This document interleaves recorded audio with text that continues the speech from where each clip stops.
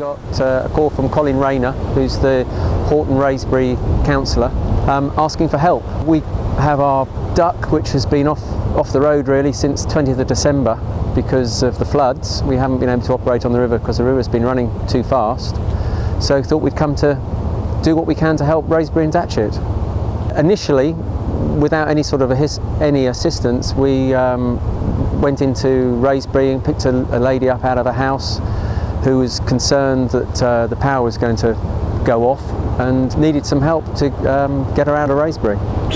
She actually wanted to stay, but her neighbours, knowing that the electricity was going to be switched off, decided that she ought to leave. So she was the first person we brought out of her house. I think she was 89. But the moment she came on board, she said, "This is the second time this has happened to me." She was rescued in 1947 in the 47 floods, and she was rescued from the same house. Most of the time we've been in Datchet, and we're basically ferrying people backwards and forwards through the flood water to get to their houses. A lot of the time we seem to have been a platform for the press, and to be honest, I think the press ought to be in charge of it. They seem to be able to get from A to B, and they've all got waders. Before the army arrived, most of the organisation seemed to be by the locals themselves. They seemed reasonably well organised, but they lacked the equipment to do more.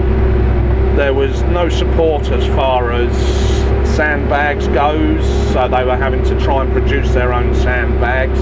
There was no supply of waders. It did seem that they were pretty much left to their own devices. There seemed very little organisation. The people who seemed the best organised were the houses actually on the river frontage. It's not the first time they've been flooded out, and it seems that the worst thing that they were worried about was they were going to have to cook everything in their freezers, and I think they were worried about the weight problem of eating it all.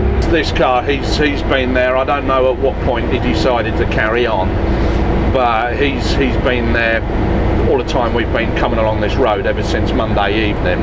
But that's been floating. You can see how low it is, so you get a good idea of how deep the water is along here. I've never seen it this bad. It's the Thames. You can't see the Thames now. Usually flood water, it comes up to the banks of the Thames, it runs like a train, but to actually come right the way over the top, I've never seen it this bad in 30 years.